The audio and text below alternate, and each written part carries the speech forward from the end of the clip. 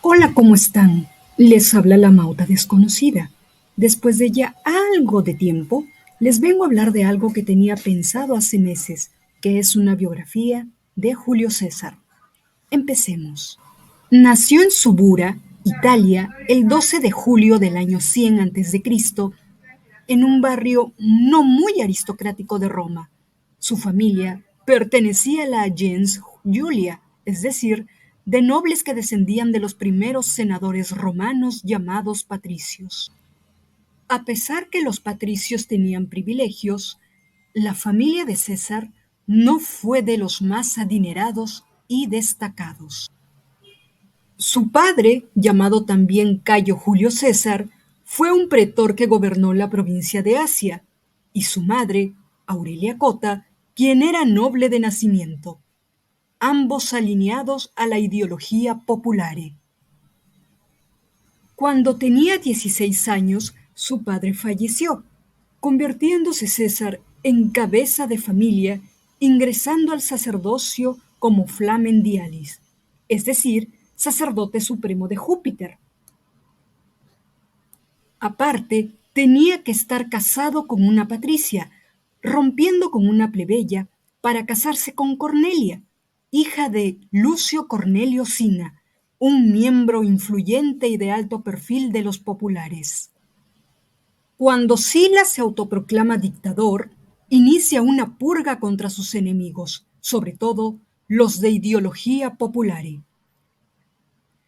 César, al ser atacado, huye de Roma, siendo su sentencia revocada por la intercesión de su familia materna.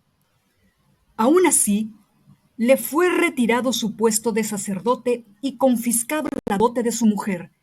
Sin medios para mantenerse, César se unió al ejército. Mostrando ser un buen soldado, fue premiado con la corona cívica por salvar una vida en la batalla, siendo promovido al personal militar en Bitinia para asegurar una flota de barcos. Fue una etapa exitosa para César militarmente hablando. Cuando Sila murió, decide regresar a Roma, probando su fortuna como orador, un abogado actualmente. Esta etapa también fue exitosa, convirtiéndose en un orador elocuentemente conocido. En el 75 a.C., César fue secuestrado por piratas a cambio de un rescate.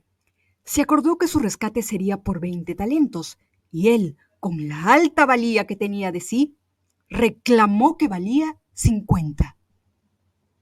Fue tratado bien llevando una relación amistosa con los piratas. Se dice que César les decía que si era liberado, los ejecutaría crucificándolos como ofensa a él y a su familia. Los piratas tomaron eso como broma. Sin embargo, al ser liberado, él cumplió su palabra. Aparte, mandó cortarles el cuello en señal de perdón por el trato que tuvo en cautiverio. Esa actitud de cumplir lo que prometía fue una característica que lo definió de por vida. El primer triunvirato y la guerra de las Galias están explicados en mi cuarto y séptimo video. Bien, sigamos. En el 49 a.C., en lugar de regresar a Roma, decidió cruzar el Rubicón con sus legiones, siendo considerado un acto de guerra porque el Rubicón era una frontera entre Roma y Galia. Se dice que ahí pronunció su frase célebre, alia iacta est, que significa la suerte está echada. Mientras, Pompeyo huyó a España y después a Grecia, en donde es derrotado en la batalla de Farsalia en 48 a.C., a pesar que la parte contraria era menor. Por último, escapa de la batalla hacia Egipto en busca de antiguos contactos que lo pudieran ayudar. Sin embargo, antes que él, llegaron las noticias del triunfo de César. Entonces, los egipcios, creyendo que sus dioses favorecerían a César en lugar de Pompeyo, lo asesinan al pisar la costa. Cuando Julio César llega a Egipto persiguiendo a Pompeyo, se entera que ha sido asesinado, proclamando ley marcial, tomando control del palacio real. Se dice que después mandó buscar a Cleopatra VII, corregente de su hermano Ptolomeo XIII, la cual había sido depuesta y exiliada. Otras fuentes dicen que ella fue quien buscó a César, viendo en él su esperanza de recuperar el trono. Entonces, Julio César depuso a Ptolomeo XIII, aliándose con Cleopatra, provocando así una guerra entre las legiones romanas y tropas egipcias. Sitiados en el palacio, César y Cleopatra resistieron 6 meses, hasta que en marzo del 47 a.C. llegaron refuerzos que derrotaron al ejército egipcio. Ambos parecían haberse convertido en amantes en poco tiempo, permaneciendo juntos durante 9 meses.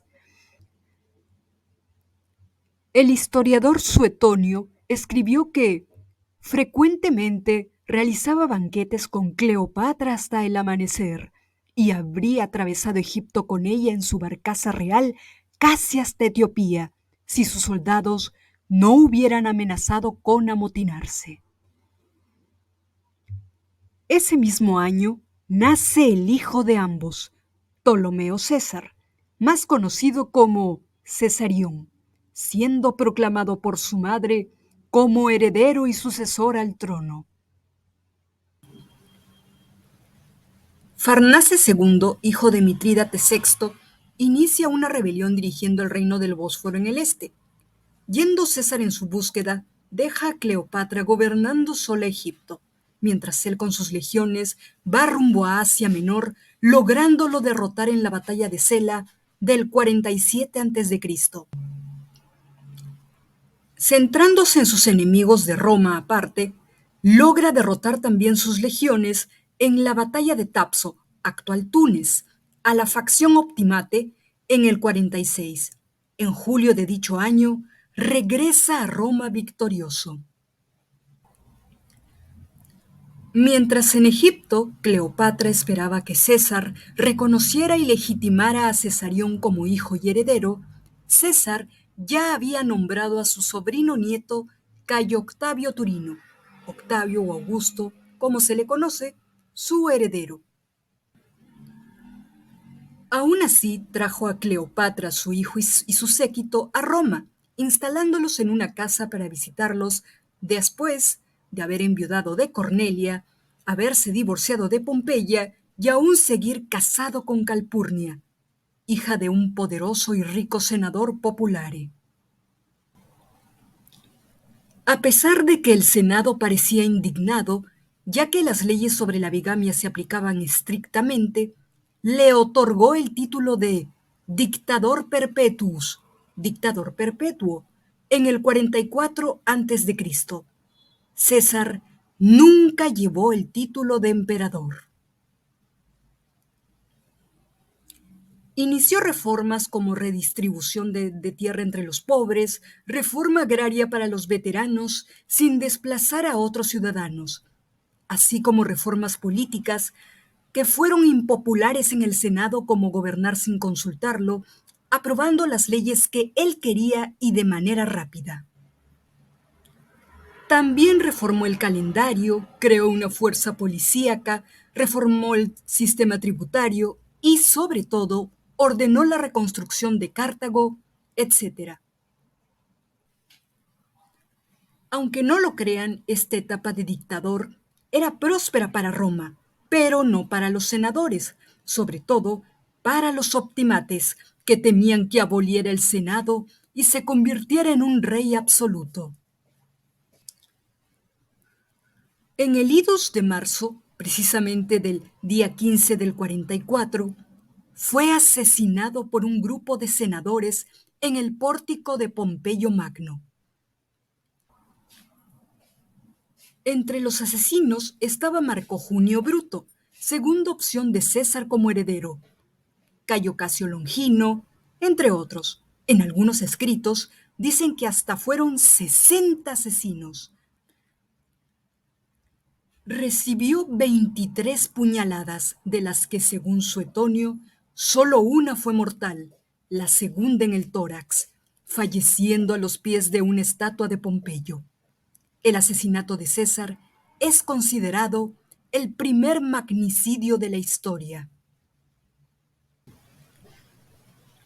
Los conspiradores cometieron el error de dejar con vida a Marco Antonio, primo y mano derecha de César, a lo que Marco Antonio decide aliarse con Augusto, derrotando a Bruto y Casio en la batalla de Filipos en 42 a.C.